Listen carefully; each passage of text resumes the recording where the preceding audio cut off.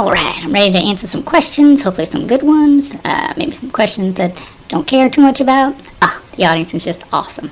Actually, I don't think we can answer any questions right now. We have a lot of people who didn't like the last video. I thought it was pretty good, probably our best work. The audio quality was the best.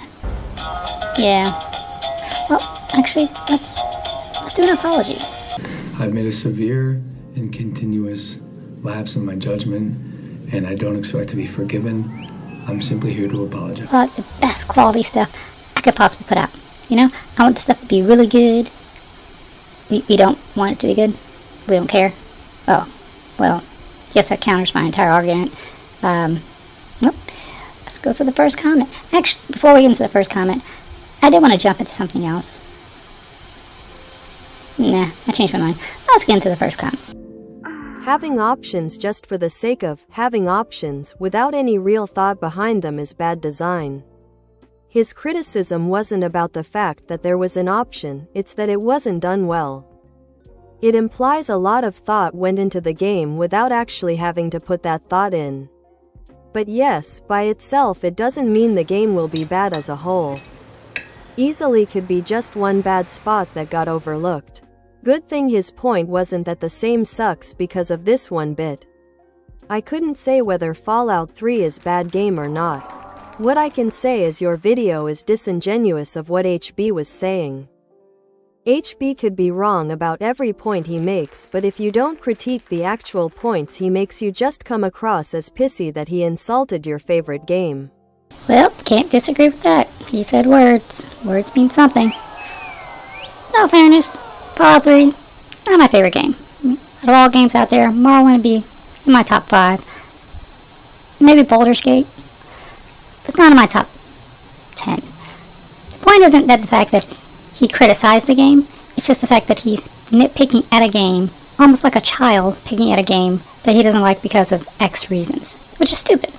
But, hey, Hbomb, he's great. He's a great guy.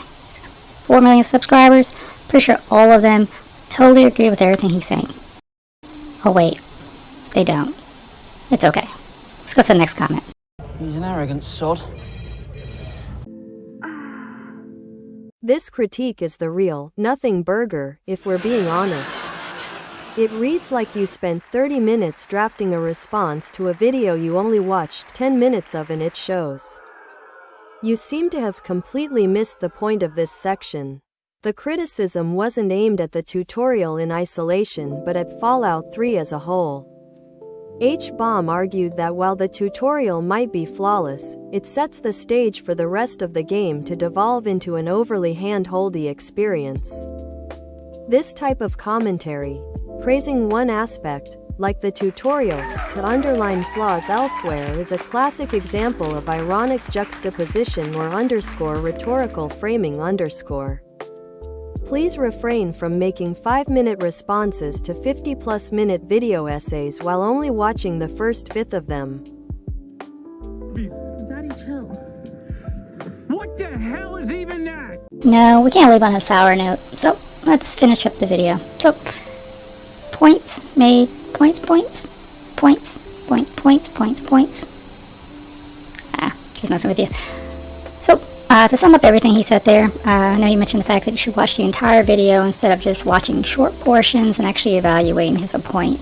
But in order for you to understand every single part of it, you have to break it up into smaller portions, which makes it more knowledgeable. There's more.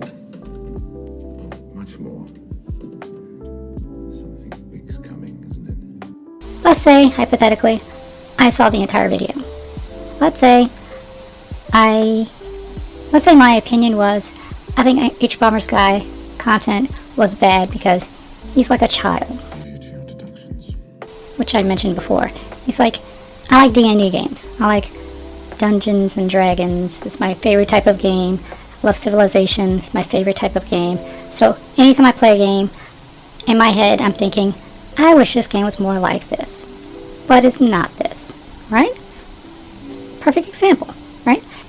And let's say, hypothetically, he went from playing the old version of a game to a newer version of a game, but he didn't like it. He didn't like certain things about it. It's one of those things. It's kind of the comparison of old game, Driver 2, and you enjoy the fact of actually playing in a car the entire time, not getting out of the car and doing quests, or even Taxi 2, right? And then you end up playing Grand Theft Auto 5 or 6, and you're like, well, I think this game could have been better because if you stayed in the car the entire time and drove around, it would be Driver 2. It wouldn't be Grand Theft Auto that you're playing. So if you made all of these changes to change the game into a different game, it wouldn't be the game that a lot of people like. American. Interesting. Grand Theft Auto is a perfect example because it changed the way that game was made. It wasn't the exact same game that it started off as, if that makes sense. It pivoted to a different game, and now people like that game. Now, I can understand if you say, hey, maybe Hbomberguy made this point, but he didn't, because you would be wrong. But if he tried to make this point a little bit better and just didn't nitpick at every single thing, give a positive and then say but, a criticism, then maybe I could take his criticisms more fairly. H-bomb, that's what we call him. H-bomb.